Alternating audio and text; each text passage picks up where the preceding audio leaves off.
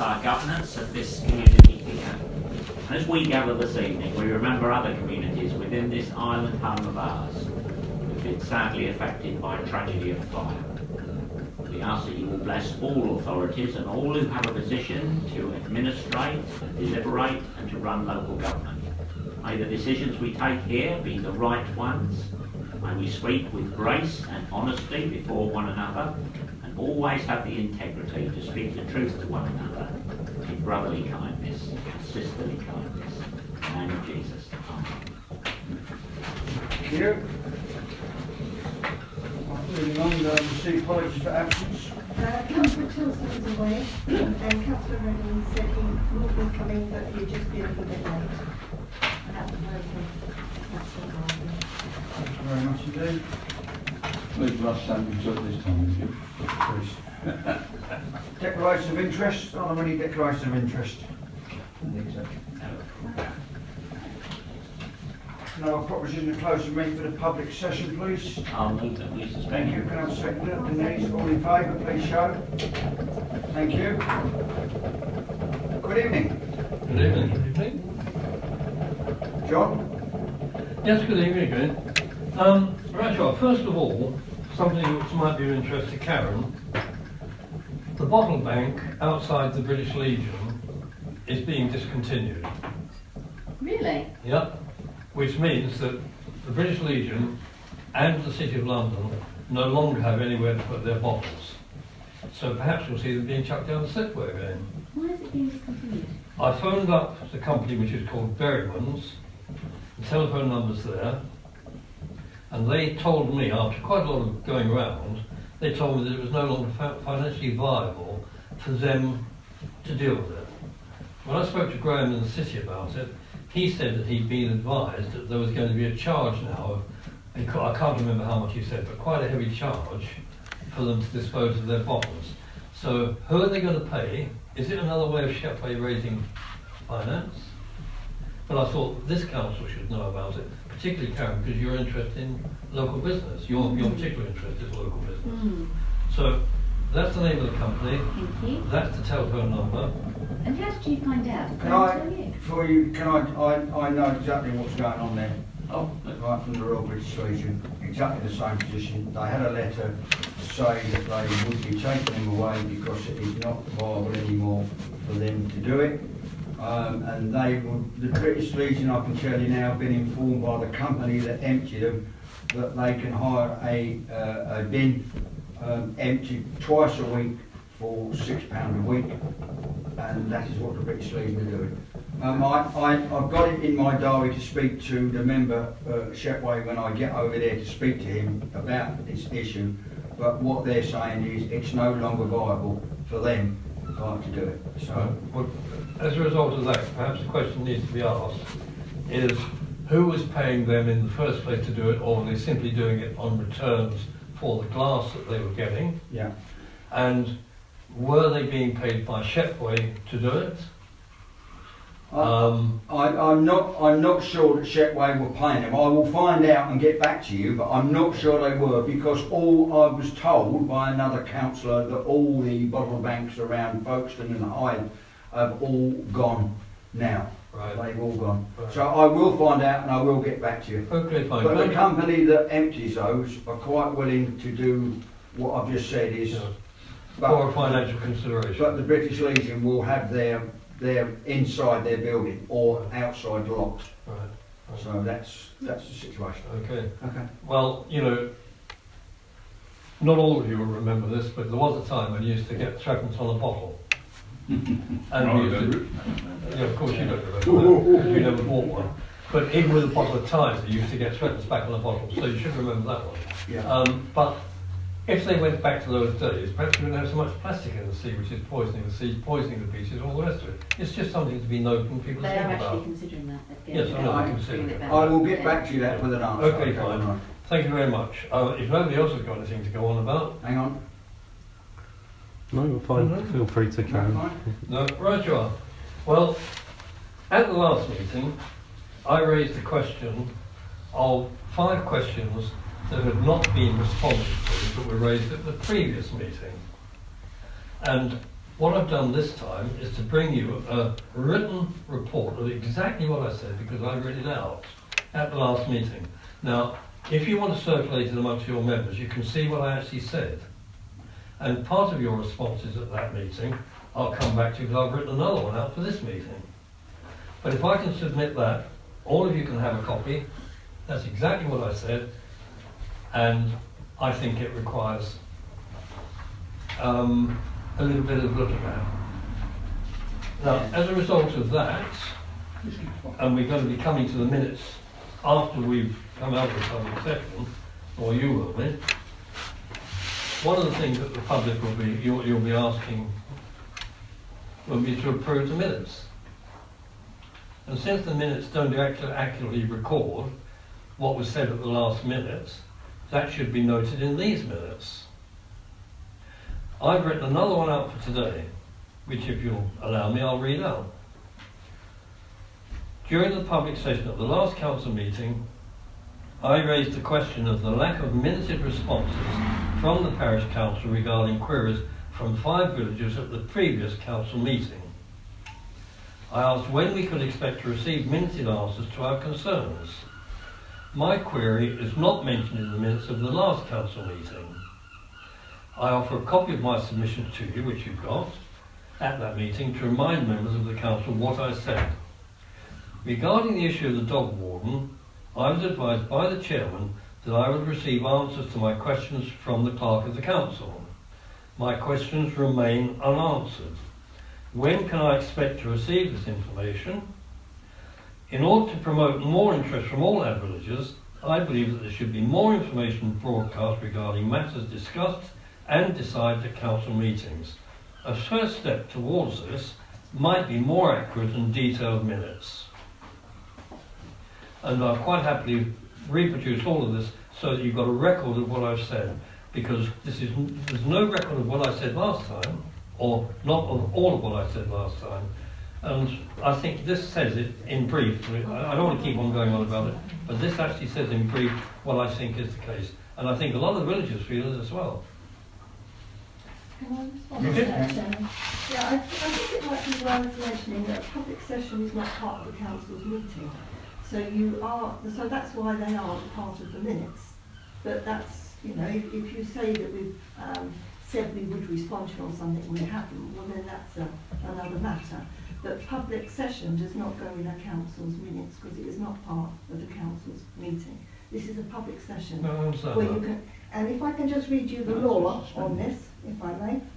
Minutes are intended to be a formal record of official acts and decisions, not reports, still less verbatim, and certainly not speeches made by councillors or any form of conversation.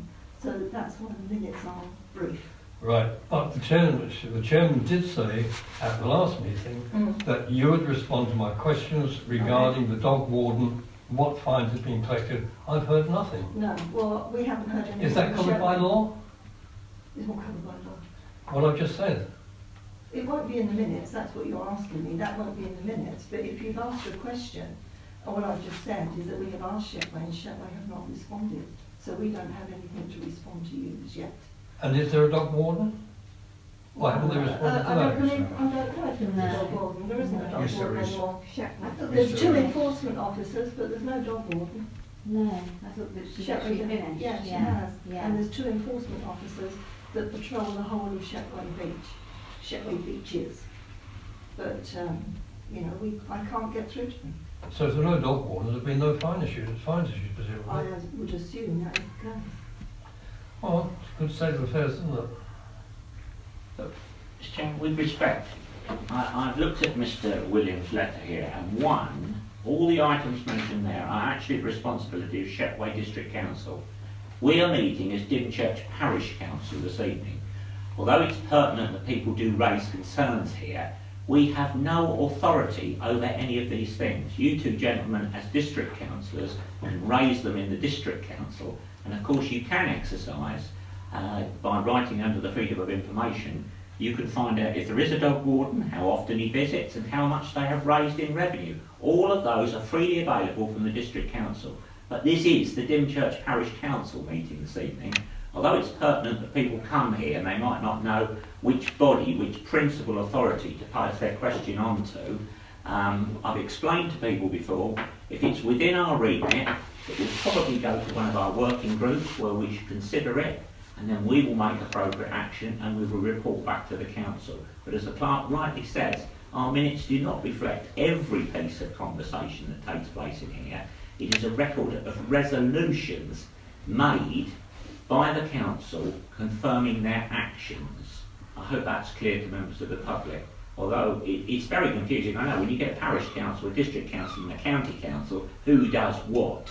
But principally, we don't have any responsibility for those things under one. Thank you very much for that. Roger, can I add, of course, that the questions that have been posed to us are quite legitimately, can be put to Shepway at full council meetings, should you wish to do that, and they would then have to respond, the cabinet member in particular. You have to be present to ask them, you can't just write them in, but the cabinet member would have to come back and give you the information. Yeah. Okay, but I think the question that arises out of all of this is trying to get people to come along to these meetings, to get interest going in these meetings, and there is no interest. Let's be quite brutal about this at the moment. We've had senior council members in Kensington resigning because of the lack of clarity in their councils. It's been a tragic event, certainly, but they resigned because they've fallen down on the job one way or another, either through lack of information or ineptitude or whatever. But this council, as only a parish council, surely needs to get people interested and to get their competence. At the moment, I don't think there is any competence in the village on the council as such. Well, it's entirely up to members of the public. If they want to come and to our meetings, they're quite welcome to do that. And I do actively encourage all of the customers who come into my shop. I do. Yeah, I do. And you know what they say to me? I don't want to get involved. I don't want to get involved. What's the point? Well, Mr. No, Chairman, that's Mr. not Chairman, can I I don't reply to want Mr. Williams? He came to our last parish council, he raised the question of a pedestrian crossing for the children. I invited him to come the next week to our planning meeting. I put him first on the agenda. We seriously considered the points he put to us. We've made a recommendation from that working group this evening. I've been in contact with the school, and if he reads the minutes of the planning and strategy meeting, he will see that we have a resolution before the council this evening. I think if we'd acted within 10 days and he has appeared before the committee, I think if you could get that sort of service with the district council, with Parliament and the county council, we'd be leaders in the democratic process. Thank you very much, sir. So, in actual fact, sir, I'd ask you then to go around and tell your fellow colleagues of the Dymchurch Village that you can get what the chairman of the strategy group has just said to you, so that you can get stuff done. I wouldn't call them my colleagues, I would say that they're your villagers. Right, okay, is there anything else then from the public session? Right, thank you very much. Moving on to the meeting, approve the minutes of the last meeting.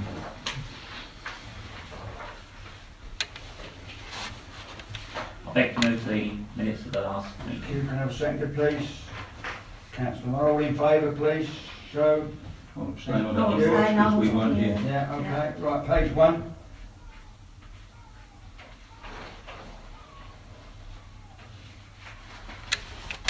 Page 2.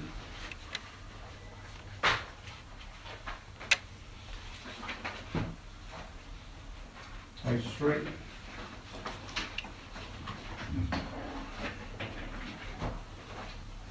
Page 4.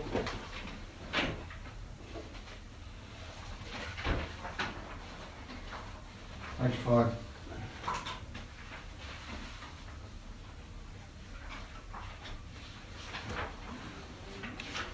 Thank you.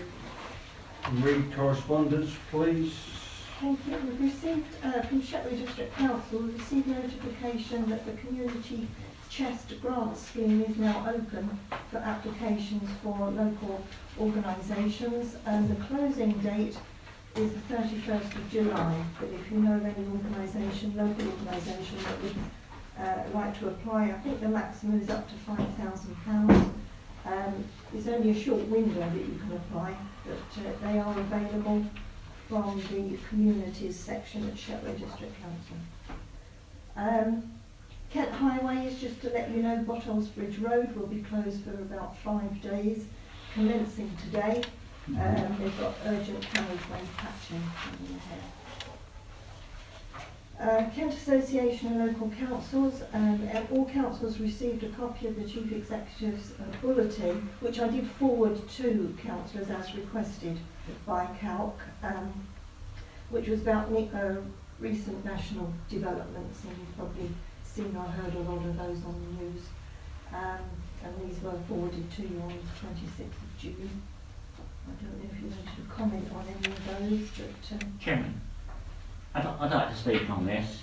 I'm sure we all received this and read it, and if we hadn't remembered, it's been a long time since the staff in local government, teaching profession, the nursing profession, the armed forces, all the statutory pay review bodies have not had a rise for at least 5 or 6 years.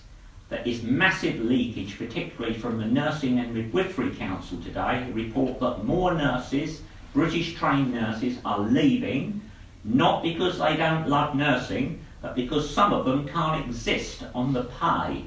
With inflation running at its permanent levels that it is, and it's fairly low, and not having a pay rise since 2009 means effectively that every year you get a pay cut. Now, I'm not going to ask district councillors or county councillors or members of parliament whether they've increased their expenditure or their allowances over the last some years, but I imagine they have, whereas our staff, including our clerk, has been limited to 1%. Now, I see that at least half the cabinet today are reported of saying we need to do something about this because we are losing people in the public service. So I would like to move from the floor tonight that we write to the Chief Executive of the National Association of Local Councils, and it's only our staff we can speak for, but I would suggest that we recommend that a pay increase is put in operation and that the 1% reduction for pay, the pay restraint that's been on one every year, be removed, because quite frankly we are not going to get the staff in our public services. We've seen at Grenfell, in the Royal Borough of Kensington and Chelsea, how remiss it's been, and I know it's because they can't recruit good people in inner London areas to do the jobs. Young graduates come out and they can't afford to live in some of the inner city areas, and so they go out elsewhere. They take jobs in private industry. There was a divorce case only the other day where a gentleman wanted half his wife's salary. I don't know if you saw that. Her bonus as a banker was 12.5 million in 1 year. And I heard Lord Lamont, who's probably got more directorships than I have fingers on my hands, tell us we should still practice restraint.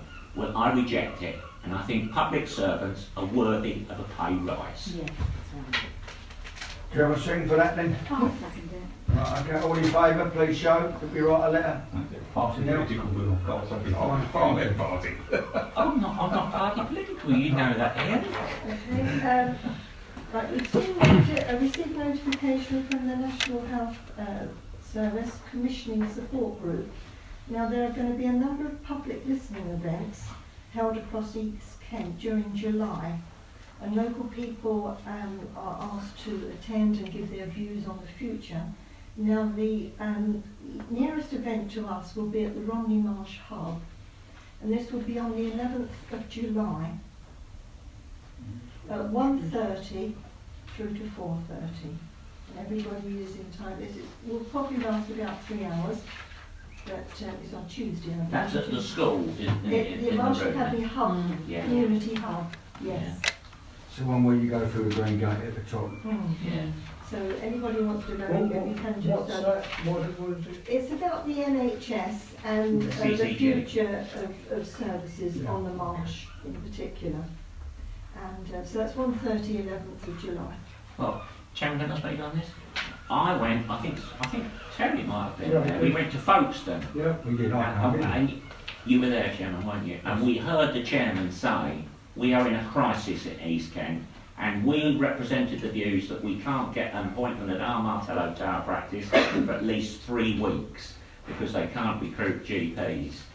please tell other people to go to these meetings. There were several of our villages at that meeting who put also the point very strongly about the Martello practice. But the fact that there are 300 beds blocked in East Kent, acute beds in hospital, people who are perfectly well to go home but who need care in the community, but because there is no secondary care community available for them, they are blocking beds at £800 a night in our acute hospitals. And that's why our ambulances are waiting at William Harvey for 15 hours. One of my neighbour's mums, who had a collapse the other day, for a bed in the hospital because we cannot put them into care. And yet we go through some of the towns on the way to Folkestone and you'll see care homes and a hospital that's closed that could have provided this sort of care. It just needs managing. But we need again to not just to speak to the CCG because they're doing the best they can, but we need to get this through to the parliamentarians. Thank you. I'll just say something about that, Roger. Those of you who follow district council will know, and those who don't, I'm going to tell you, this precise subject of NHS care and delivery was the subject of opposition business that my group presented at the last full council meeting and was debated, and the outcome of that is it was voted unanimously, Roger will remember, by his group as well, to collaborate together to contact the Secretary of State for Health and put the position that the funding for healthcare across the marsh and in Folkestone. So it's not being ignored, we're doing something about it. Yeah, excellent. Yeah.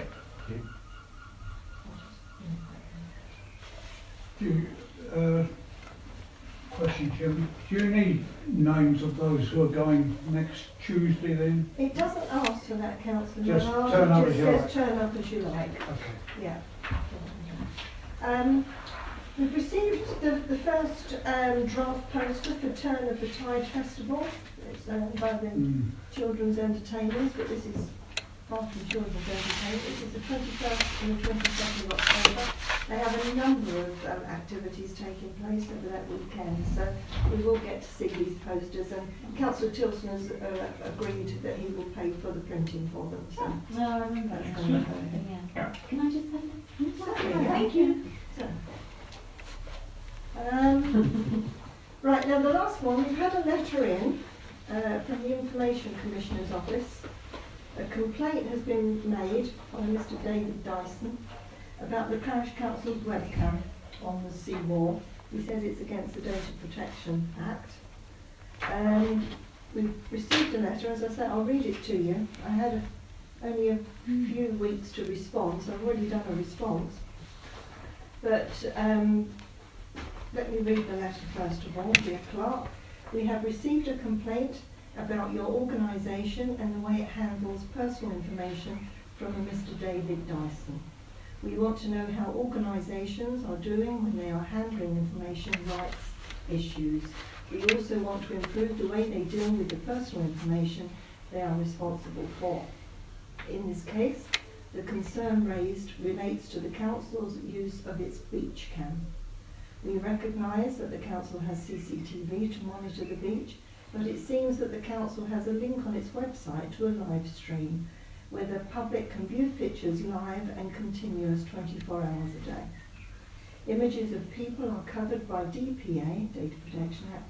Most uses of CCTV by organisations will be covered by the Act. In practical terms, if individuals are capable of being identified from the surveillance system, then it is personal information about the individual concerned.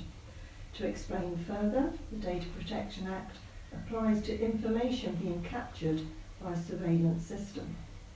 In terms of the live streaming camera, which is available to the public to view the beach, it is not appropriately zoomed out so that individuals cannot be identified. If individuals can be identified, then this would need to be justified and shown to be necessary and proportionate. From the information that we have, we would consider the live stream as intrusive into the lives of ordinary people as they go about their daily business. It is not clear if the Council would have a pressing need to show these images continuously 24 hours a day, particularly for the public to access. We believe that the use of the live stream for the public to access is likely to breach the Data Protection Act in terms of the following principles. And it goes on here with all these boring principles. Principle 1, which states, personal data shall be processed fairly and lawfully, and in particular should not be processed unless at least one of the conditions in Schedule 2 is met, and in the case of sensitive personal data, at least one of the conditions in Schedule 3 is also met. And Principle 3, personal data shall be adequate, relevant and not excessive in relation to the purpose or purposes for which they are processed. We now expect the Council to take the following steps to improve information rights practice. Refer to our Code of Practice, which provides guidance and advice for surveillance systems, which of course it is not a surveillance system. Remove the live link from the website or take steps to ensure that the individuals cannot be identified.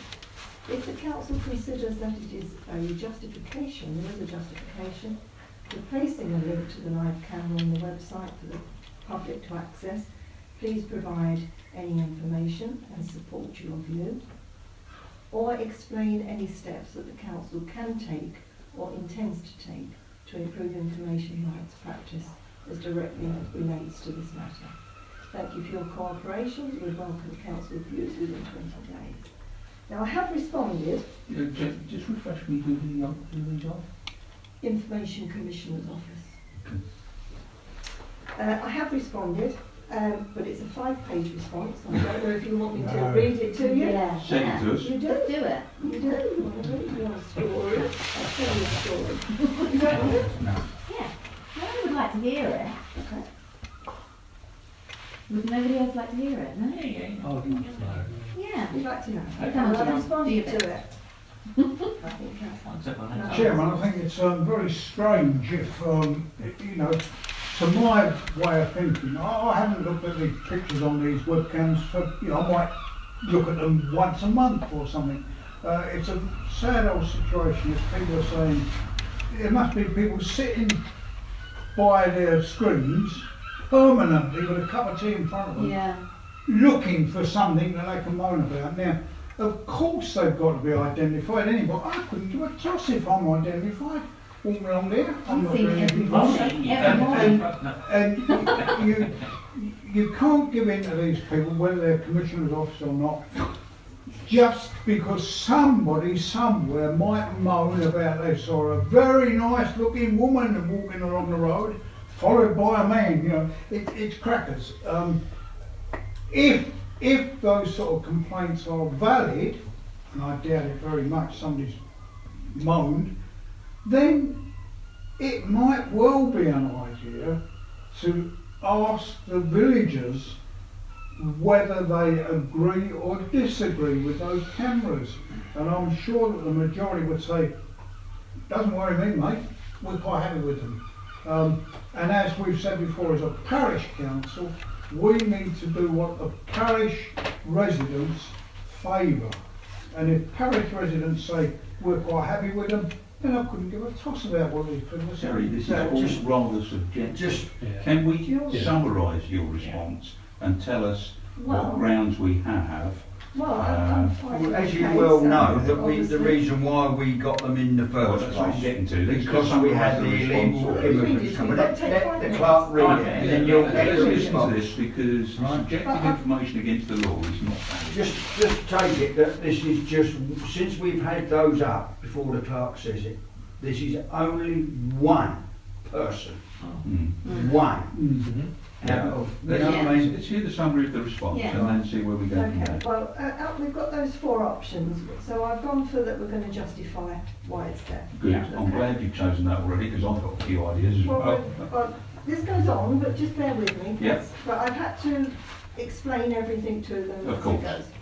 Okay, dear Miss Hoof, as her name is. Hoof.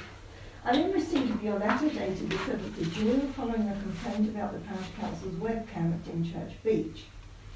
Naturally, the Parish Council is very disappointed to learn a complaint has been made about the facility. The Council has received numerous messages praising the Council for its initiative to install such a facility, and the webcam is viewed in excess of 2,500 visits each month via the website, and visitors to the site peaked at 4,904 in May. The webcam does not record, retain or monitor images, so there is no storage or handling of personal information. It has been installed primarily to boost visitors to the area and is assisting government's Operation Kraken in tackling maritime threats to the UK. You raised key matters in your letter addressing the webcam, primarily, number one, live stream as intrusive into the lives of ordinary people, number two, not clear there is a need to show images 24/7, and number three, live stream is likely to breach DPA in terms of Principle 1, Schedule 2, Schedule 3 and Principle 3. The Parish Council is very proud of the webcam and the service it provides to thousands of people. I therefore take the opportunity to justify its installation and provide you with the following information to support the Parish Council's view. Background. Dymchurch is a small seaside village with shops and businesses solely dependent on tourism and day visitor trade. It has a safe beach with children's amusements and rides fronting the sands. It has a newly constructed sea wall, one of the largest schemes of this kind in the southeast, that has improved sea defences and become a focal point and public utility. The sea wall now forms part of Natural England's coastal path from Canberra to Folkestone for both pedestrians and cyclists. Local traders rely on visitor trade, and in recent years this trade has been adversely affected due to poor weather conditions and Operation Stack, when the M20 is closed due to strikes in France, issues at the Channel Tunnel and or Dover ferry services. The village is also home to Dymchurch Sea Angling Club, which is one of the largest fishing clubs in the south east, and has members from as far away as London and Essex. Lone fishermen also frequent the village and use the seawall for their sport, and the trade from this sport has also been affected by these events. The Parish Council considered the adverse impact such matters were having on the local economy and agreed to install a webcam to help promote the village. Under Section 144 of the Local Government Act, a Parish Council has powers to promote itself, and Dymchurch Parish Council has used these powers to install a webcam to promote the village via its website to attract visitors and boost the local economy. At the same time that the Parish Council made the decision to install a webcam, there was an increased amount of activity in people trafficking along the coast. Following national media coverage on these activities, this alerted government to the vulnerability of our coastline, particularly Dymchurch, where these activities took place. The chairman of the council and the parish clerk were invited to a meeting at the Houses of Parliament on the 27th of June 2016 to meet with James Brokenshire MP, the former Minister for Immigration, and Damien Collins MP to discuss measures being taken by government to secure the area and patrols being undertaken by numerous government agencies. Both MPs were delighted to learn of the Parish Council's decision to install a webcam on its website and wholeheartedly supported its installation, as it would be and is of great assistance to the government's security plans and encouraged the public to keep watch over its shores. At the same time, the Parish Council installed CCTV in the area, which is monitored by a professional monitoring service to which the police and government bodies have access to. The next section is called Review of the Facility. The webcam has been operational since October 2017. It attracts over 2,500 visits per month via the website. The webcam has been positioned so it incorporates the major assets of the village, the beach, sands, and shows about 20 metres of the sea wall. The sea wall is an amenity for cycling, walking, and even running. Since the introduction of the webcam, the village has secured several 10k and 5k charity runs that are now permanent events in the village. The showing of the small section of the sea wall on the webcam has been a huge benefit. Day visitors to the village have increased even during winter months. On pleasant days, visitors have been seen on pleasant days, visitors have seen the view from the webcam and driven down to the area for a walk along the seawall. Shopkeepers are reporting increased trade, and accommodation providers are reporting increased stays and cycling holiday makers. Dymchurch Sea Angling Club have reported additional memberships and that members find the webcam a very successful tool to determine their fishing trips. In October 2016, a new team called Frontier Engagement Team was introduced that forms part of Kent Police Special Branch with a remit to counter terrorism. The team operates alongside Border Force and the National Crime Agency and covers 350 miles of the Kent coastline. Operation Kraken has been developed and the Dymchurch webcam is assisting with this operation. Kent Police Technology Team have visited both the Dymchurch CCTV and webcam operations and have informed the systems are compliant with the Data Protection Act and Child Protection laws. The team use the webcam to view anything suspicious about a vessel and can then request a recording from the CCTV system via our monitoring agency. Parishioners are also mindful of the webcam and keep watch along our shores, and this activity was encouraged by ministers at our meeting at the Houses of Parliament. Another section, justification for installation. Section 144 of the Local Government Act gives powers to a parish council to promote itself. The parish council has used these powers to install a webcam to promote the village and its assets to boost tourism to the area. Section 17 of the Crime and Disorder Act 1998.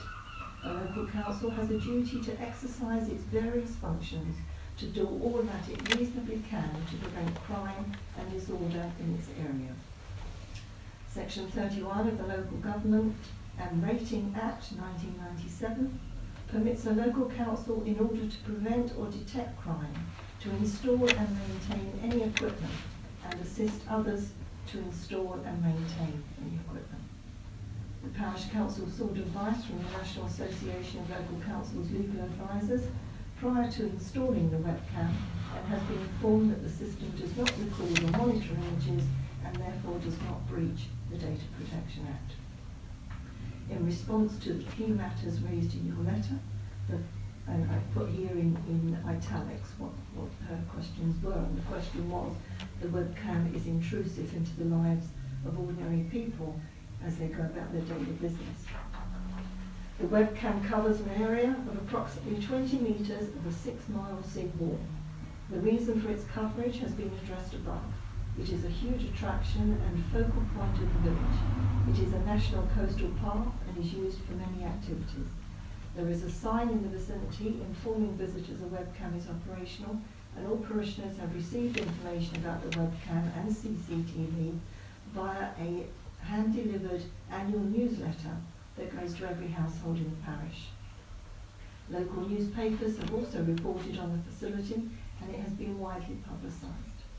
Council does not consider the coverage of the seawall that occasionally captures people walking and cycling on it as intrusive. The image on the website is not distinct enough to identify personal features. Should a third party choose to enlarge, manipulate or snapshot any image, it has been proven that a still or printout is not distinguishable.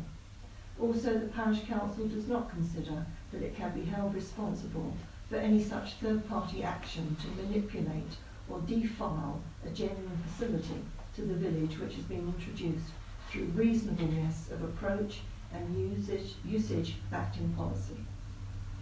The system was introduced in all reasonableness to promote the village and its local economy, and it is not considered to be intrusive into the lives of ordinary people going about their business. Your letter states that you are of a view that the income is likely to breach the Data Protection Act. You're very concerned about the following. Again, their question is, it is not clear if the council will have a pressing need to show these images continuously 24/7. As addressed above, the webcam assists visitors coming to the area and Operation Kraken. It is also used by people planning events or interested in the security of the area. The area has its own night lighting and gives a sense of security to those who choose to walk along the seawall at night. It is considered that continuous coverage is a fundamental attribute to its installation. You believe the webcam is likely to breach the Data Protection Act. Principle 1 of the Data Protection Act states personal data shall be processed fairly and lawfully, and in particular should not be processed unless at least Schedule 1 and Schedule 3. So in response to your concerns, Principle 1, the webcam does not record, store or monitor personal data. It is not being processed. In response to Schedule 2, notices in the area inform the webcam is in operation. If people do not wish to be seen on the seawall, they can choose to walk on the lower promenade. The Parish Council considers it is compliant to Schedule 2.5AA. 5AA states the webcam is used for the exercise of a function of the Houses of Parliament. That means we're entitled to use it.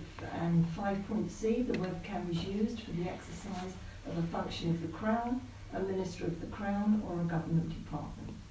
And we also comply to 5.D, the webcam is used for the exercise of other functions of a public nature exercised in the public interest. In response to Schedule 3, there is no processing of personal data. The webcam does not record or store images. The webcam sees no more than a private individual looking with their own eyes in a public space. The Parish Council considers it is compliant to 7.1, again for the exercise of any functions of either Houses of Parliament, and 7.1c for the exercise of any functions of the Crown, a Minister or the government department.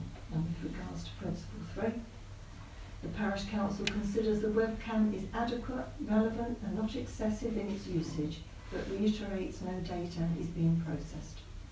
The Parish Council does not consider it is in breach of the Data Protection Act, but during a telephone conversation that we had, that's me, the person who wrote the letter, on the 6th of June, it came to light that the notices publicising the webcam in the vicinity may be insufficient.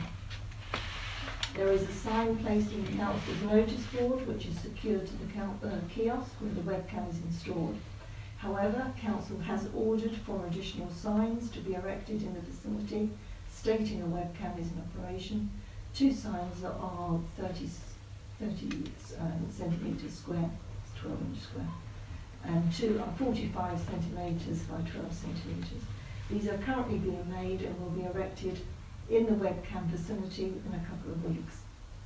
I hope the above information has responded fully to your inquiry and trust you are satisfied with the Council's actions and activities. And those signs were not today.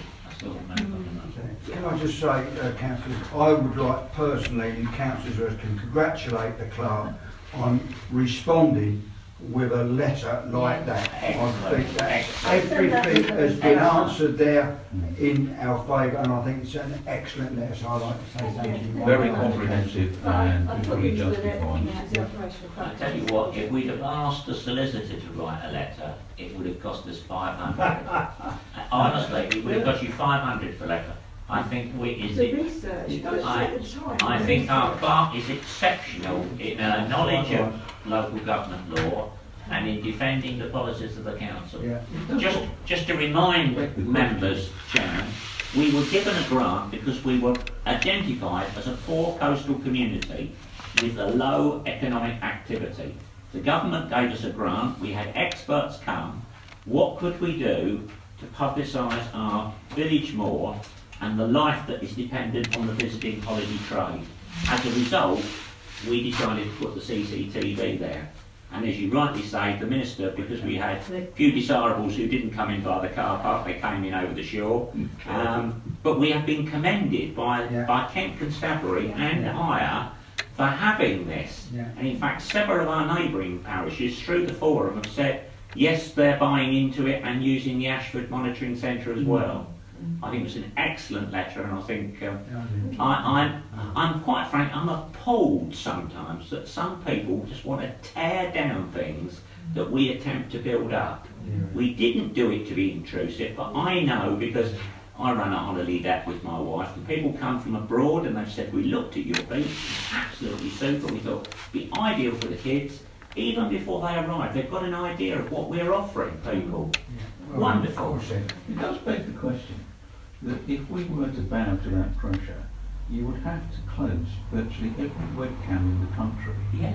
particularly the ones that monitor traffic, that are quite capable of identifying individuals. I think the response from the Institute is absolutely ludicrous. Yeah. Why on earth have they wasted so much time on doing That's what I that? said from the And I do wonder about the motivation of the person who's complaining. What has this person got to hide?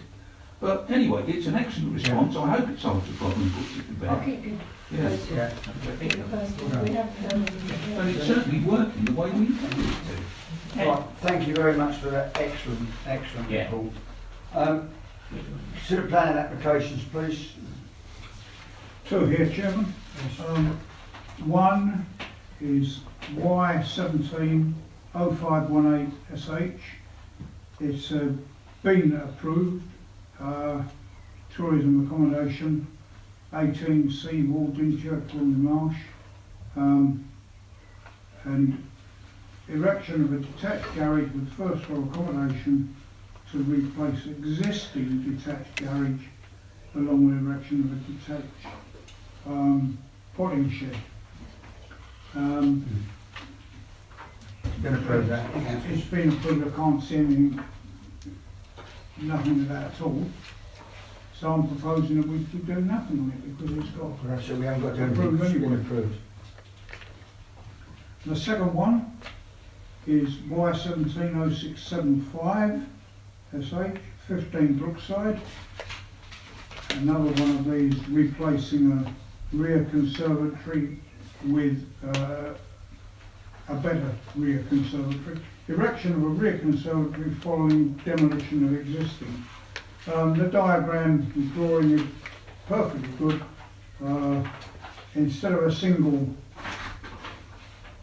width extension, that's now a double width extension.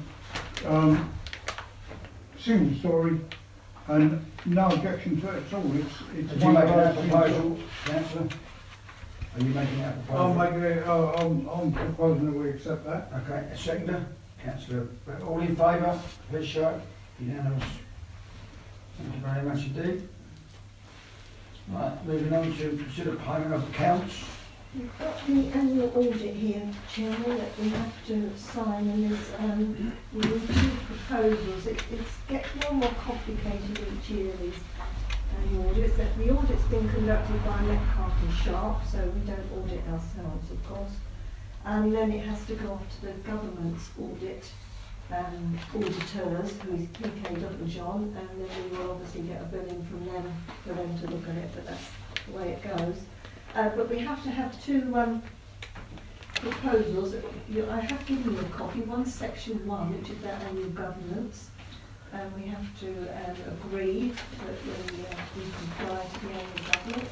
And then we have to have a second proposal about the accepting accounts, and we have to sign them off. So, Technicalities. I'm afraid so. So we want a proposal seconder. Yeah, proposal that the annual government statement be Yeah, approved. Right, thank you. I'll second that. Right, all in favour, please show. It's unanimous, thank you. Thank you. And then we need another proposal that the annual accounting statement here be approved. I'll move. Seconded, Merlin, all in favour, please show. Thank you. Now, if you just sign while I've got your crosses here, in that one thing. Okay. Carry. And then Carry. one Sorry. there. Can you pass me that? Yeah, well, this one. That's lovely, thank you very much. Thank you, And then it's councillors. the accounts, back to your normal. Right, back on the accounts, is any matters on the accounts? Quite pricey this month, I'm afraid, but it goes like that First bureau sometimes. accounts on.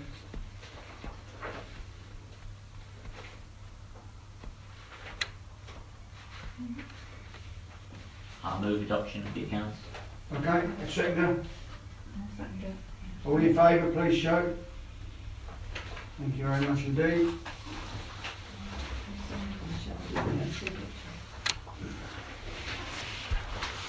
Right, while I'm signing these, moving on to district councillor's report, Ian. Okay, I'll give you 5 minutes. The last full council was on the 14th of June, the next one will be coming up in about a week and a half's time. We referred to this earlier, one of the opposition business that my group put forward, Councillor Mary Laws presented an item which was the Folkestone GP crisis and how Shepway District Council can help resolve the problem. So that followed then a 15-minute debate, which was centred around the funding formula, which is much worse for us on the Romney Marsh and in Folkestone than it is for other areas. And we, as I said, resolved it unanimously. Councillor Hollings, being the deputy leader of the council, responded and agreed it was very important, and she stated the current way of working was not sustainable and ideas needed to be generated to attract and retain GPs.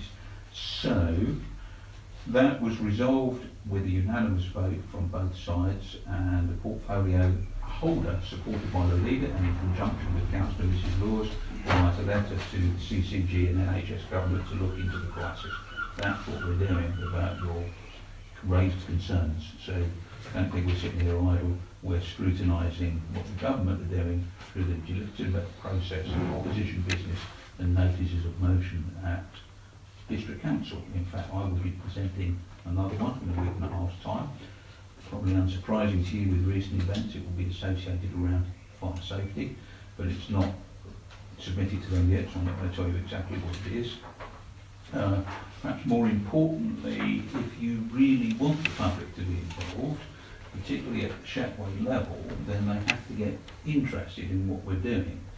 So next week on Tuesday will be the Overview and Scrutiny Committee, which I sit on. That is the Tier 1 committee that looks at what your ruling group are doing at Council. And the agenda for this one is huge. I have a document of over 520 pages.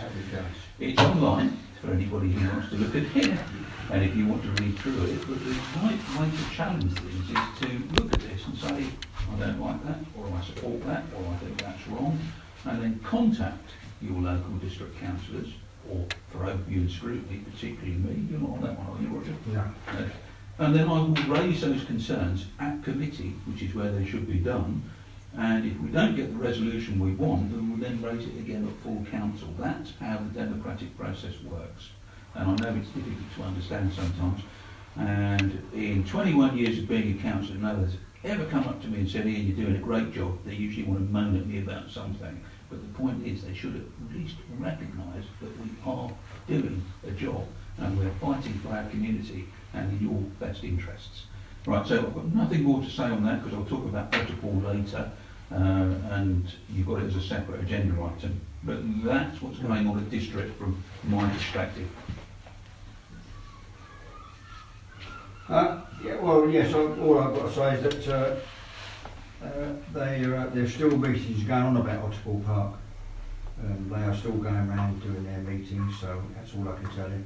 And so hopefully many of you have been in this to what they've got to say. And that's about all I've got to say on Shepway. Chairman, could I ask you a question as District Councillor? I think people will be aware in recent days that the coroner's report on the deaths of the young men at the beach at Canberra in Rother District brought out highlighted some things that I wasn't aware of. In fact, that the RNLI had actually raised with Rother 3 years before the provision of lifeguards on the beach at Canberra. And I remember you, Chairman, I think it was in February, I think you were on social media, your picture, as saying, you know, you were asking questions of Shepway, and I don't believe, I've searched on Shepway for lifeguards, but Shepway has any of its beaches covered by RNLI qualified lifeguards this season. Now, when we received information as the CCG Coastal Commissioning Group here, the Economic Development Officer said that at least 30% of the income of Shepway is generated from visitors, either staying, spending or travelling through. And the beaches, we reckon we've got some of the best beaches. Well, ours is the best in the southeast because it's got not pebbles, it's got sand. But anybody's vulnerable, and the oceanographer who gave evidence to the coroner said very few people who come to the south coast are aware, even at this time of the year, how cold the water is.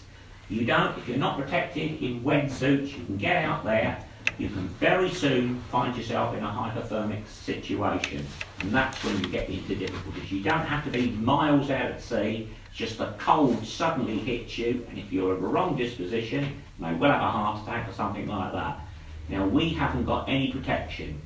It's outside of our scope as a parish council to provide anything like this. But I think as one of the premier beaches, and I viewed the car park at the weekend, and I thought, that's a heck of a lot of money coming in through our car parks. How much is being spent on the provision and protection of our bathers on our beach? Perhaps if it wasn't for the whole of the year, perhaps the summer holidays, perhaps that's the bank holidays and the weekend, it would be something. But don't let's, as the chairman stated earlier, don't let's end up in the situation that Canberra did with 5 dead bodies on the beach. As you well know, councillors, we did write a letter.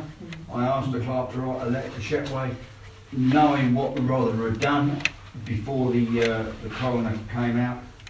And I actually asked 2 officers at Shepway at least 3 weeks ago what was the situation. We had a letter back from prior to that to say that they was looking into what they were doing, and I asked them, well, why haven't we had a report on where are you looking at this?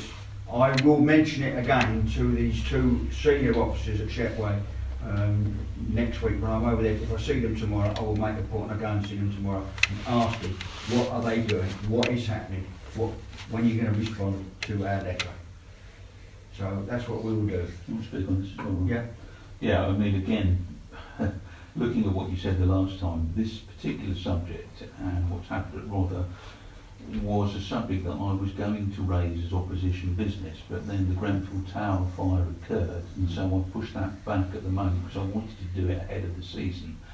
I don't think we will establish anything this season, but I'll probably put it in for the autumn, and we will look and see where we're going with regard to a provision for our area. It is, unfortunately, a bit of a tick box CYA, you know what that means, in that they'll set up designated zones, and if you decide to swim outside of that and drown, it's not their fault. No. That's what it's about, unfortunately. But it is too large an area though, isn't it? What?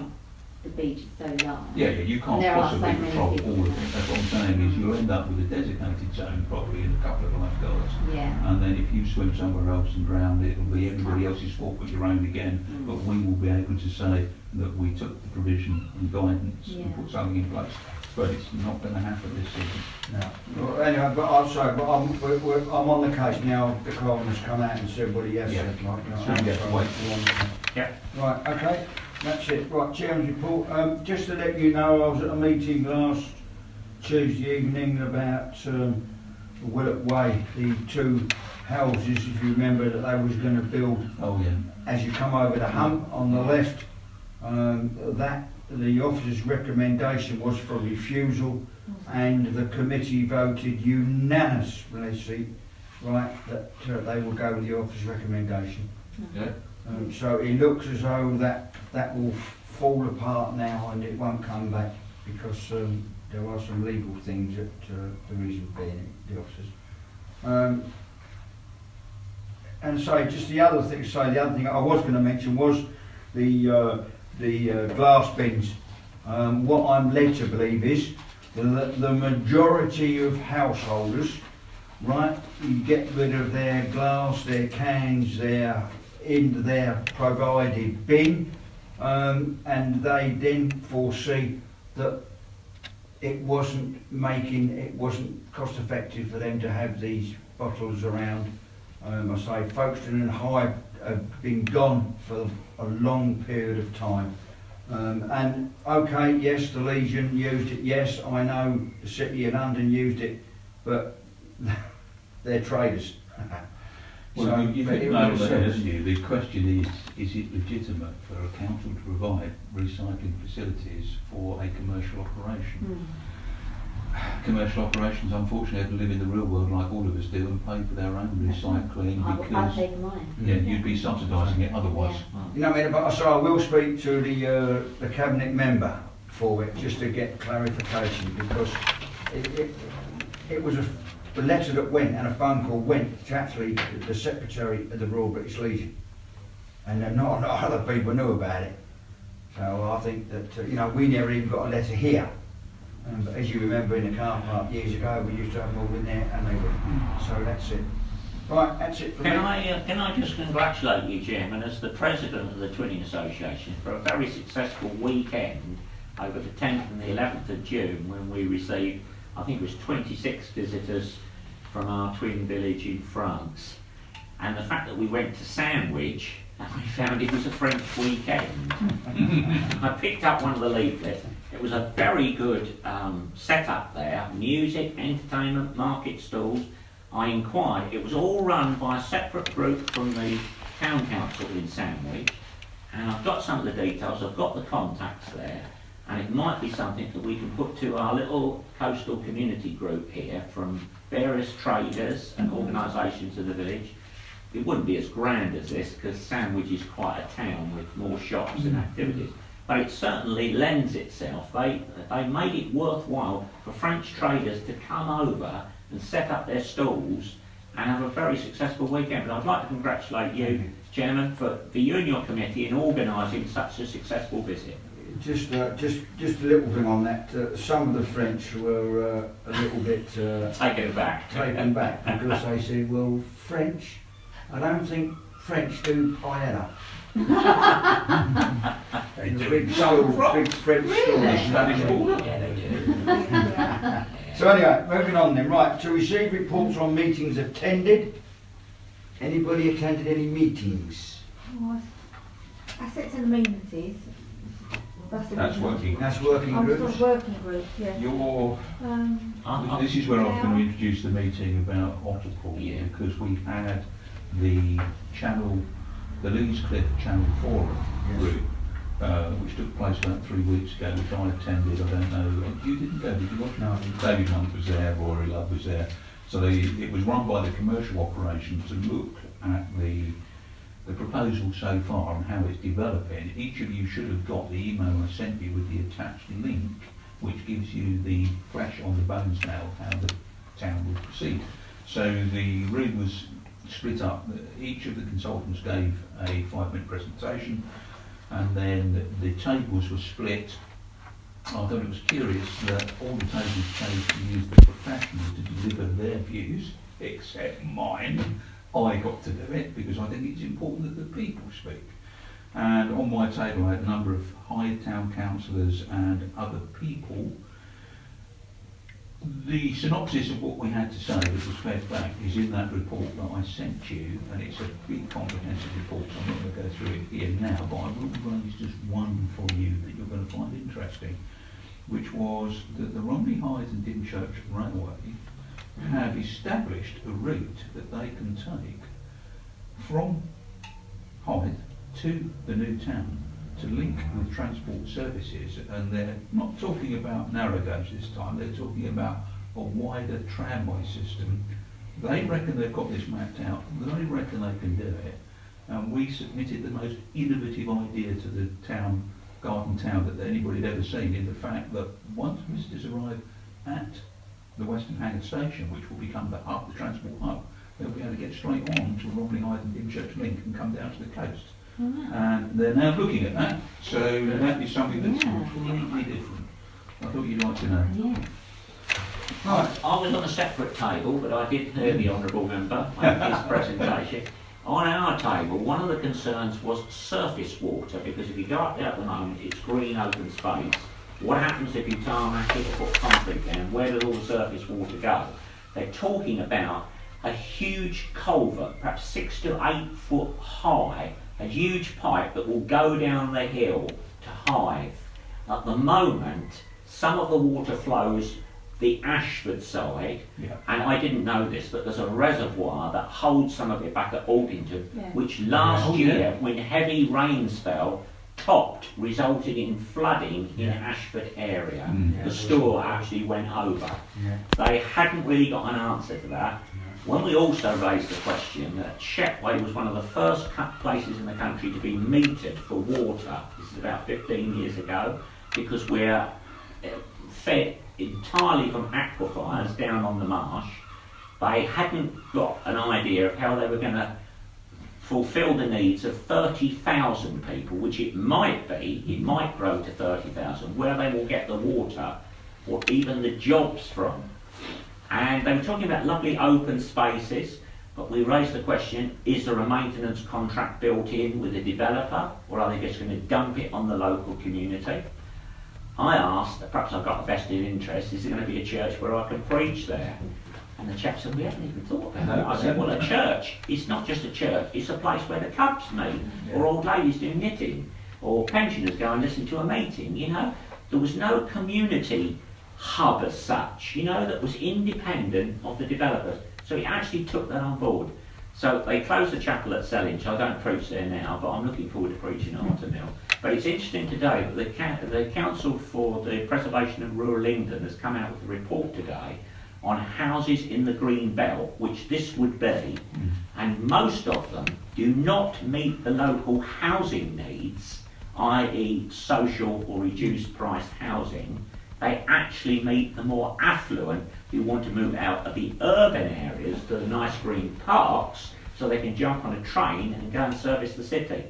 So be careful what you vote for. It's not always going to be people in Shepway who are going to live in these houses. It could be people from Virginia Water relocating from Surrey. Well, the Councillor, they're the sort of questions when you go to these meetings that people are not aware of. Like you said a good point there, well, where's the church? Never gave it a thought. So they're all good points to attend some of these meetings. Oh yeah, I because thought it you was can what put your points across. Right, and they listen to that, they will go away and think, well, you know, I mean, we've got to get a church. The most interesting thing is if you look at that map that I sent you, the potential for 5 primary schools and 2 secondary schools. Unbelievable. Yeah. Well, yes, it's going to be a big point. Anyway, okay, anything else? Any other meetings attended? I've been to a Day of Sin meeting, but that's a later item as well. Yeah, okay. So I'll cover that. Yeah, cover it then. Been to a meeting with the school and the PTA, and they had their fete this Saturday just gone. It was very well attended. The parade went through the village. There were people crying in the village through nostalgia of not having seen the parade go through for so many years, and it looked so good. It really did go well. And People were crying that bad, was it? No, the feedback's been really good. Could I just ask one question? Did you close the road? Yes. Okay. Okay. Point taken. How long ago did they start doing parades then? And then why did it stop? I think it stopped. We're going back to, it might have well have been the 80s, early 90s. Stop there. It basically stopped through having been a lot of trouble being dealt with. 90s, there was, because Stephen's born 81, and he certainly paraded at some point, so it would have been sometime in the 90s that it stopped. Some of mine, certainly. And why did it stop again? Because of trouble? Well, No, no, just through the fate organisation. stopped. Yeah, the PTA Just lack of organisation. okay. wasn't there for quite a long while, wasn't there? It was about 10 years without PTA, and there was barely a school fete. I mean, it was only what the staff organised. Okay, so you'll give a report on the Dove Sin later on, yeah? Yes. Right, thank you. To receive reports from working groups? Yeah, you have your best. Oh, I suppose this comes as Russell's not here. Assets and amenities, Russell and I, and Roger's a part of it, went for a walk around amenities with Jill. Have we had a report on that? No, I just updated. Right, yeah. And we walked up and had a look round the pavilion where members of the public joined us to see what it was like. We looked at the play equipment, which we might have a problem with. Did we get any report back from Shepway? As we were there looking at the play equipment, the Shepway people came Very safety safety people advisors. came to look at the equipment, and apparently the zip wire might need some attention But apparently the Shetway should have told us that last year and didn't. Did we get anything from them? Well, do you know, as soon as we came back, I emailed John Morehouse, who is the manager of those two guys, and he hasn't. Really? All the council, these two guys were saying that, well, every time we come down, we write a report, we send it to, give it to Shetway. Have you not had them? And the clerk said, no, I haven't had one, because otherwise we would have done something about the equipment. So that's where it's left at the moment. Okay. I mean, yes, no, and it was just a coincidence that we happened to be on the ground at that point in time and walked into them and had a chat with them, which is a bit concerning, Shetway. And then we've had a walk round, we walked down to the, came here, had a chat about this building. Sorry to jump in. Did you know anything about the state of the play equipment? Because there was something I wanted to report back about that. There's a few items that do need repair. Right, that's what Shetway contracted to do for us. So if they're not, The roundabout's near inoperational. I can't even push it around, so I don't see how children can do it. The larger swing to the north end, the actual seats are ripping away, so they're verging on dangerous for anyone who sits on them. And it might be similar for the zip wire, part of the seat's breaking. Okay, well, we'll take that point on board. It was only last week that as we were walking out, these guys were walking in and we spoke to them, right, and they said, yes, there are a few problems, but they'd report back to Shetway, and then he said, well, don't you get the report? And the clerk said, no, I do not get the report, I haven't had a report, so we're looking for that and we'll get something moving on. Okay. we did decide that it would probably be sensible that we put some more benches perhaps in further up towards the far end of the playground area, because several people have spoken to me about using the playground, and they've said that, you know, if they take their kids up there, there's not that many places for adults to sit while the kids are playing. So it might be an idea to put a couple more benches up the far end in particular, and perhaps one down the lower end. Particularly benches with the backs on, sorry, us old people. I can't sit on. Well, yes, I can't. The benches that are there haven't got any backs on them. I used to sit up there and my back used to kill me. So we did discuss that. Then we came back here and had a think about the situation for this place, which is an ongoing issue.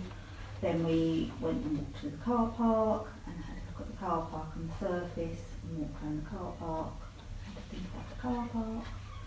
And then we went up to the kiosks and had a look around the kiosks, and Jill showed us where all the new signs were going for the thing, and a very nice man in the kiosk gave us a cup of tea.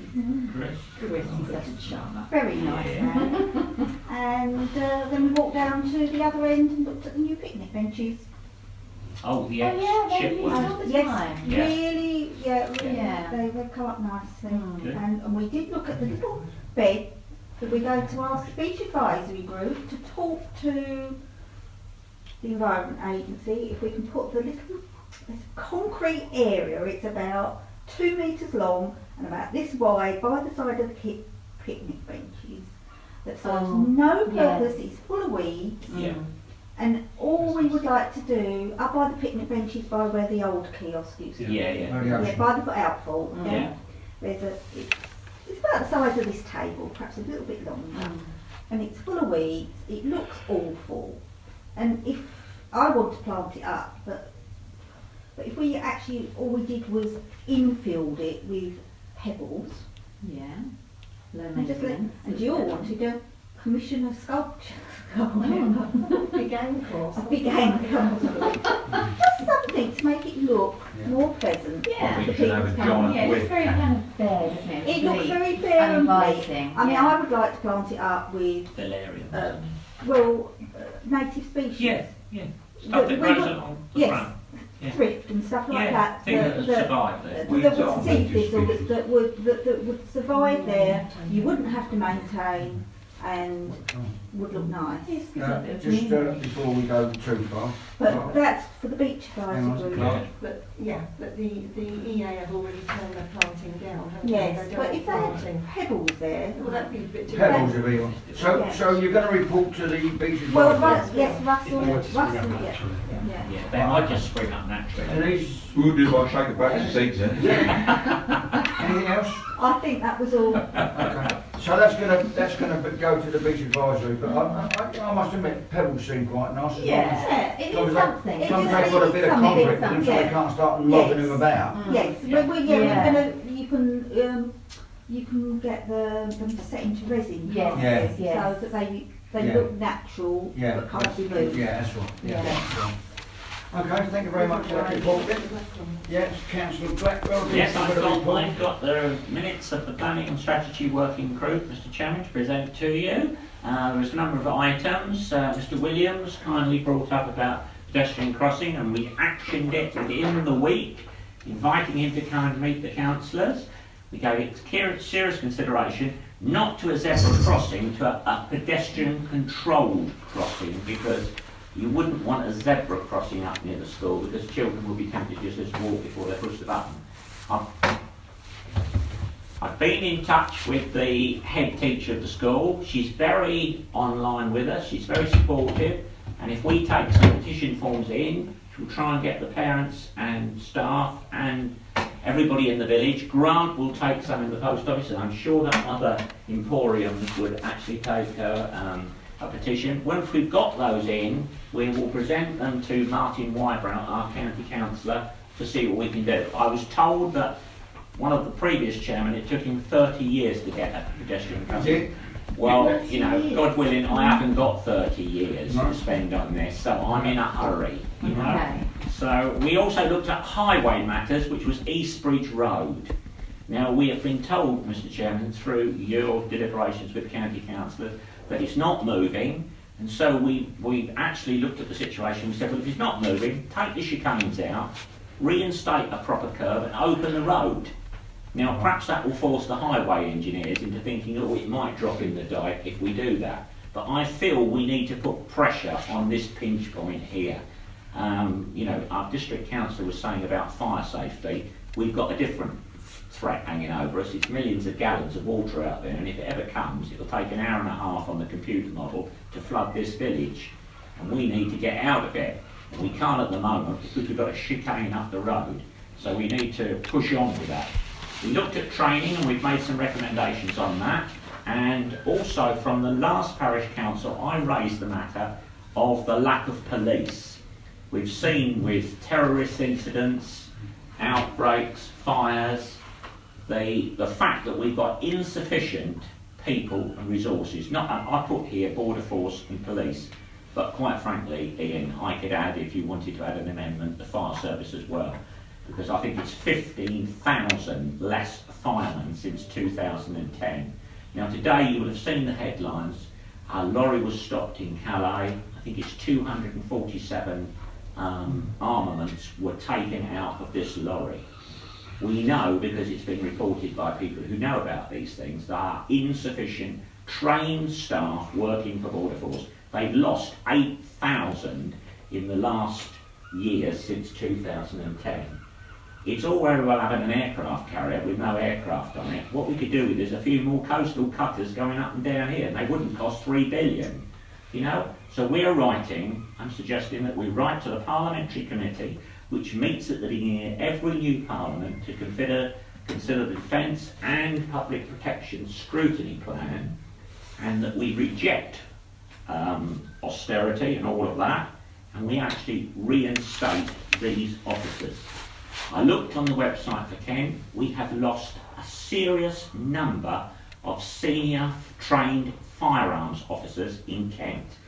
Many of these were taken into London when the terrorist incidents were on, leaving us as a county with about 1 police car with armed officers for the whole of 1 million people in Kent.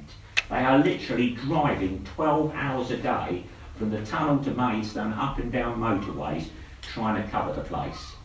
Now, where would you want to hit if you were a terrorist? You wouldn't go where there's umpteen police like the City of London, you'd pick a nice place like Romney Marsh, wouldn't you, where it takes a policeman 2 days to come out to an incident.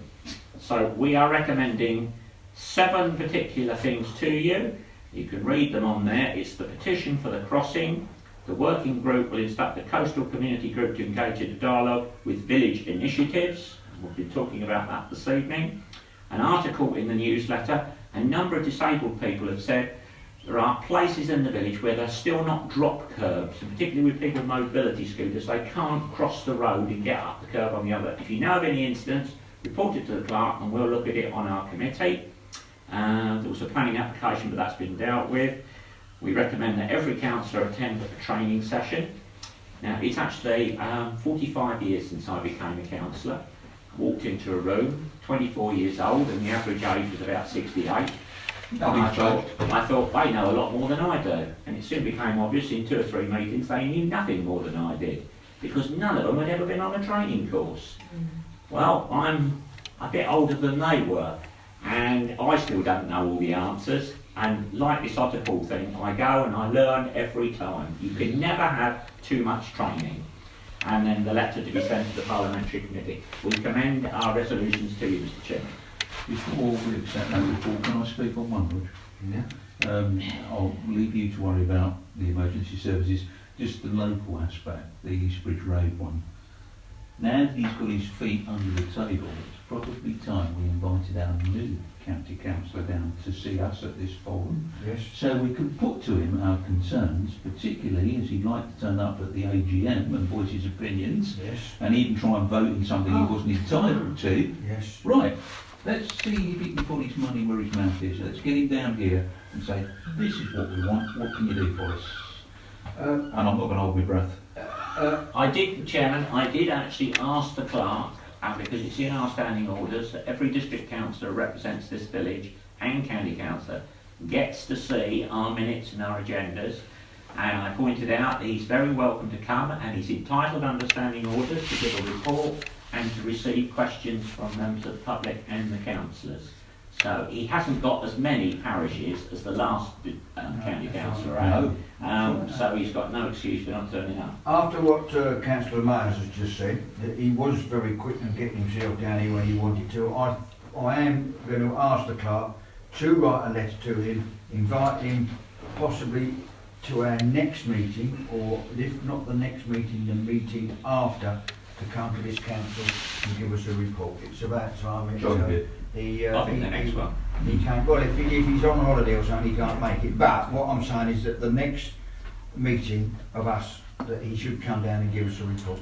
Yeah. So, councillors, can we accept the working group's recommendation? I think so, yeah. Can I have a show of hands all in? Unanimous. Right, thank you very much, Chairman, for that. Chairman, can I Yes. just ask the council to, in the minutes it suggested the 17th or the 18th of October for the training. Yeah. I've got to book that with Cal, Okay. so shall we decide what day that we were doing? What is it? Is that a weekend? Or? No, it's in a week. 18th, I believe, is a Wednesday, 18th of Yeah. October. I can't do a Tuesday. Tuesday or Wednesday. Is it during the day or? Yeah. Yeah, I can't do Tuesday days. We can get the venue on a Friday, we can have it on a Tuesday, we can have it on a Wednesday or a Friday. Tuesday, Wednesday or Friday. Friday would be the only one that I can. And I've actually asked a nice lady who said, as long as you don't want tea and buns, you just want tea and coffee and biscuits. I know a friendly lady in the chapel, very well in with us. Insist on sandwiches. We've got to She said it's a morning meeting. Who has sandwiches for a morning meeting? We've got to provide It's that. normally just tea and coffee and picking. Yeah, when we go to the, Yeah. you know, the place we just Ottermill present, it's tea and biscuits, isn't Well, the people that are running it said they want sandwiches. Yes. So either you do it or you don't have the people to come down. Simple as that, isn't it? Because they will say, if you're not going to put sandwiches on, we won't come and do it for you. So, Yeah, what they want, they want the sandwiches after the meeting's finished. We or can what? get some pastries and things from Tesco's. You're not going to stop halfway through the meeting. No, well, so what date, councillors, can we get a date, please, so all councillors will know exactly what It date? was October, wasn't it? Yes, you can go on the 17th or 18th. 17th or 18th. The 18th would suit me better. You can't do it Wednesday. Are we available on the Friday then? Friday? Friday? You can't do a Friday, you don't know when. It's good holding up. Do Monday, Thursdays or Fridays, that's it at the moment. I can get it Monday afternoon, but not Monday morning. And get it Thursday afternoon. How long do they want? Well, it's a long way off, isn't it? Yeah. Yeah, but we've got a book calc, you see, the other Yeah. ones are, One second. we're going to have to come up with a date. The person who wrote the letter. Well, So it's Tuesday, Wednesday or Friday? Tuesday, Wednesday, or Friday, yeah.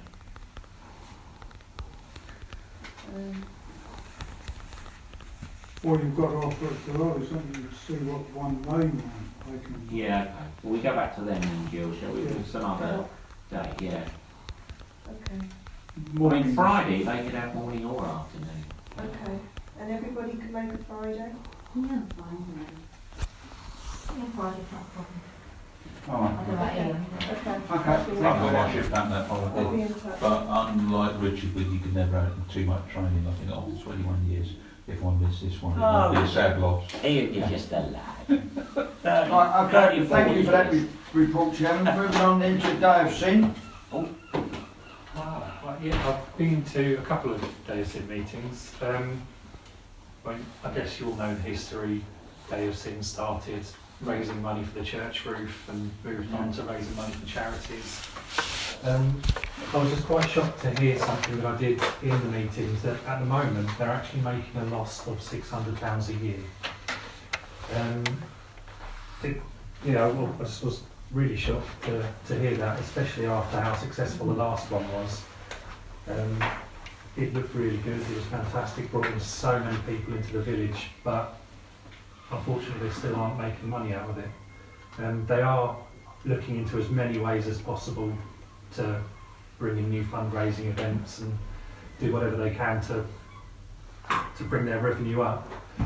But something I wanted to ask people was, I know that we have recently given £500 to the Turn the Tide Festival, and it was suggested that in the future we give £500 to the Day of Sin team.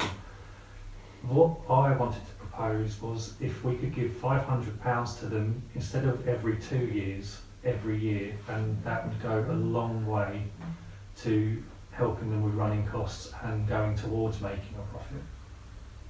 I think it would be something. As you well know, we can't make a decision on that tonight because it's got to be. It's got to be an agenda item. It's got to be an But agenda It is an item. agenda item. It's a general, Yeah. we can't commit to future budgets. Exactly. But we can. Well, Well, can I then- propose that we give this year £500 to the Day of Sin committee? It's not operating issue. No, but they are continuously operating and they have operating costs and they're trying to fundraise and they're losing £600 a year. And I think we can go some way to helping them out with this.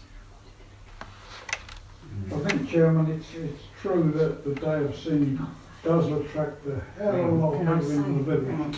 I know, hang on, I don't know. Yeah, carry on. Is there not a way, because obviously as a trader, we gain a lot out of the Day of Sin. So is there not a way that the traders can contribute? Can we come together? Can we get the traders together? Is it Talk possible I about can it. say something? No. I know. Oh, Sorry. well then. If I If the traders want to get together and make a contribution Yeah. to the Day of Sin, that's Yeah. perfectly up to them. Yes, I know it is. But that's what I'm putting forward. I think that maybe we should do But something like that. what I've got to consider is Yeah. what Merlin's just said. If we give them £500 this year and they haven't got a Day of Sin, No, I know. People are saying, well, We have. what do they want the money for? Yeah, but the point is though that this tide Now you may laugh, you know what I mean, people would ask that question, I'm sorry. Right, What do you this think they turn want of the money tides for? came along, okay, and everyone agreed to give them £500, and then I was shocked that Dr. Singh gets 250. Is that right? 200 last time. £200. Okay, and how many years has it been going? And I thought that was absolutely 52. disgusting. I couldn't believe it, and I'm relatively new on here, and I couldn't believe it, and I don't, you know, I haven't grown up in Dymchurch. We are doing an event this year now, which has just been arranged. On August Bank Holiday, 2 days, we're doing an event in the Martello Tower. So Well, yeah, they've got enough. they've got soldiers coming. This is this year. It's not just the Day of Sin event that they are doing. I mean, since since Paul Jones has become more heavily involved in the running of it, what they've been doing this year is going to a lot of the local events, all the way from Dover to Hastings. They've been making as many connections as they can. They've been going to all these events and doing reenactments, all for free, just to make local connections so we can get other local people as far as Dover and Hastings to come and join our event and make our event even better. And they're doing this all for their own back. Yeah, It's that's costing right. them money. The money that we would give to them wouldn't go towards that at all, because that is all for their own back. It would be purely for running costs, costumes, everything would go towards the Day of Sin events, not that they put in Dymchurch. Of course you can. Thank you. So basically, throughout the summer season, people, and even before, people are in the shop and they're talking about the Day of Sin. Yeah. And then somebody will say, oh, what's that? Oh, well, we do an event every 2 years. Oh, why don't you do it every year? It brings in trade. And then I just can't believe that the parish council gives them £200 every other year. Right. It is additional. Additional, what do you Can mean? I ask a question? Yes. Presumably the Day of Sin Committee have got a properly formed constitution and bank account then. Yes. And there should be no reason why they shouldn't be able to approach both me and Roger for I did last year. I do believe they will. I did last year. Now, I if we- gave some of my wall budget money to the Day of So Sin Committee. if we each gave them £300, that solved their £600 loss for a start, isn't it? Not if that has already been put into their accounts, then they've made a loss on top of that. Well, I mean, you have to give me more of the information. The thing is, I can't give you £300 or £500 if you're in the red, because Shetway will say you're not on. I'm sorry. Mm. They scrutinise the forms that are filled up. They're not in Right. the red. They do have. Well, you just said they do- £600 in They're the making a loss, but they have a Making a positive loss. bank account. Obviously, Well, it's they not don't as make positive sense. as it They've could. got a positive bank Because account. they've been going for so many years. That, you know, unfortunately, after the rain See, I'm off quite them 2 years prepared ago, that they made those So a they're huge like loss two that steps year. forward, Give one them- step back all give the them time, money yeah. again. Yeah. So It's up to you councillors what you do. I would You can't again limit like to budget after budget, propose, you can't I would budget. again like to propose that this year, as soon as possible, we give them £500. Well, we can't do Why that not? because it's not in the budget for this year. Not only that, It's got to be in the budget, I'm sorry. Well, I'm proposing that we put it in the budget right now. you can't. We've Why not? already committed We've the already budget, committed the but what budget. you can't Budget's done last do, you year. cannot fund something, because we're not funding So it. every single time someone asks for money from now on until the end of the next tax year, we're not going to give anything. Is that right? Is that right? We've got contingency in our budget. Right, haven't we, so I'm going to for- propose you that know, we give Your £500. proposal is illegal, Why? Chairman. Well, I just tried to tell you, but you interrupted me. Oh, sorry, You- do carry on. You cannot just give an account some money without any purpose whatsoever. There has to be a reason, and we have to identify what it is going to be spent on. It will go towards the Yeah, running but of that's the Day not- of that's Sin not our- events. Okay. If you're just saying that, I mean, we need something audited. Yes. Can I propose that We need if they were to bring us something, we need accounts, business. We don't we have need to have their a business audited plan. accounts, and then we need to know exactly what the money is being spent on. Then you can consider what you give.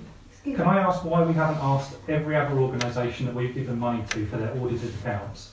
Because they have come with a reason, they've got an So, event. if they were to come with a Well, reason, you can't speak to me, because you interrupt. It's illegal. it's not illegal. All right, councillors, Jeanette? Can I would it be, can I make a sensible proposal? Yes. That you go back to the Day of Sin Committee and come forward with a proposal of where they would want to spend the money on A business. a business, Like a business, They a don't formal- need to provide a business plan, it's quite ridiculous. formal. But if it But- means well, that they only- might get some money, then surely you can put one That you together. come forward and say that If you they need come, if they, £500 I agree, for they can come costumes. back with a proposal. Yes. That's it. Normally you see, you get organisations that come to us and say, we've Yes. got to do on, would the council consider giving some money? And we look at that then, the council vote and say yes. What I'm trying to say to you is, if there isn't anything that's going on, right, how can we give money? But there is something that's going on. Well, not until next year. But there are events going on this year, and obviously Yeah, the main which- event will be next year. There But is there an are event events going this on in year. August this year, which What, needs for to the be, Day of Sin Committee? Yes. yes, which Okay. needs to be put forward, but somebody's not allowed to speak at the moment, so they can't Chairman, put it I forward. think this is a very serious point that Merlin's making, that we do as a council give money to various organisations. We've done this Yeah. October thing, this Yeah. Fight for Life or whatever it calls itself. Thailand That we We've nobody's given them ever heard of them, £500. but they come, they pop out of the woodwork somewhere, and we say, oh yeah, that's a good idea, we give them money. And we didn't ask for We don't audited know what accounts. they're going to do, or how they're going to do it, or whether it's going to be successful. What we do know, without doubt, is that Day of Sin has been a very successful event Yeah, every 2 years. It's attracted so many people in, even I haven't got a place to sit on the sea wall. yeah, and it pulls The in the money. traders do well, and we are here to support Dymchurch. I won't say traders, but Dymchurch as a whole. So I would certainly, you know, I've got every sympathy with what Merlin's saying. If we can give money to Uncle Tom Cobley and all, then we can, or no, not can, that's the wrong word. We should give Yes, money we should. I to think, the Day of Sin. But I do take the point that it's not, if you like, it's not in the budget. All I'm saying is I can't just do a slight tweak to Merlin's proposal, is that we need this on an agenda to give money to the Day of Sin, which is what we should be supporting, more than this Day of Light or whatever it is. Certainly. We Yeah. should be supporting our events, and that is the major Dymchurch event. So if it's not eligible now, and I take the clerk's advice, if it's not eligible now, we must seriously have it on an agenda very, very soon. And even if we don't give money, we can agree that we will give money. That's fair enough. You know, so Yeah. we don't have to pay money out and say, we agree at this council meeting that we will give £1,000 next year. next year. so Jill, sorry, could you Sorry. just clarify for me what Dr. Sin, what the Dr. Sin Committee has to do in order to have receive some money, so that we're all clear? Okay, it has Yeah. to be for a certain purpose, like we mentioned here, the turn of the tide, they can do with publicity and helping to hire the halls. It was a purpose that the money was given for, so when it comes to auditing, we can say that's what that money was spent on. Right. But this proposal is just for, there is no. Well, you don't know what it's going to be No, spent on. no, So it's we not need Dr. audited Sin yet. to basically write But it there was down. also a little bit of a concern with regards to finance, because although it might run at a loss, there might be money in that account at the moment which can support itself Right. in these odd little events which are going. So we need to see their audited accounts, so we can see how much is in this. And that's because it's been going on for so long that you want to see their audited No, accounts. it's not that. It's because they're not coming up with a specific purpose. Because Every year Day of Sin comes, I know. we support them. I know. When Can I Day of just, Sin year comes, we I know. support them, and so does a lot of but other Jim was just people. clarifying something for me and and for we will, Dr. Sin. and no doubt, I'm sure, I've never known council not to support it. And Yes. district councillors have supported it. Councillor Tilson has done an awful lot of programmes and does their printing, and council also gives the doing the recreation yard. So there was a whole, everything was looked at as a whole. Of what it was being, and it's always supported the Day of Sin, but there is no Day of Sin taking place this year. So that's, but if there is another event taking place, well then the other event can be There is. considered. And so therefore, the other event that needs to be considered, so what do they have to do for this one August? Come in and see you and make an appointment? Well, No, not really, If they they need, write a it needs to proposal go and through say the, what they want and what they want it for, Wait, and that is it. and once we know exactly what the money is going for, whether it's publicity, or I think I heard costumes are being produced, Costumes. or something like that, Yeah. and what this event is, Yeah. then council can consider that. But this is on the day of sin, and day of sin wasn't taking place until next year. So, but this is a that's new where the thing. great thing. Yeah, so Yes, this is a new thing, it's this a new August thing, event. so. It's different. I didn't actually ask, just to clarify, money for the Day of Sin. It was for the Day of Sin committee. Chairman, earlier in the meeting, I think we received a report from the clerk saying the community chest is now open. Yes, And having negotiated with my other trustees on behalf of Martello 24, we've been quite successful. We've been very grateful to various district councillors and who've supported this in our endeavours. But we had to materialise, if you like. We couldn't just take funds. We had to identify them, that we were buying things with them and produce receipts. And I presume it would be the same with the community fund. But I fully take your point that before you can have a major event, and this is the biggest free event on the south coast. I'm normally, as a preacher, against sinning, but this is one day of sin I'm actually in favour of because it's a clergyman who led it. So, you know, it is a wonderful event, you know, when it draws people into our village. And I can quite see that you need to seed an event before it takes place. And I think that's probably where we've got our wires crossed, that the committee, I know they're doing a lot of fundraising, they're going out, but they need some seeding to buy equipment, perhaps to run a fundraising event. But I would hope that we would, through our good offices and negotiation, come to an agreement where we can identify, if it's the costumes, you know, get a price. I know they have the Reenactment Society, you know, put that in the list.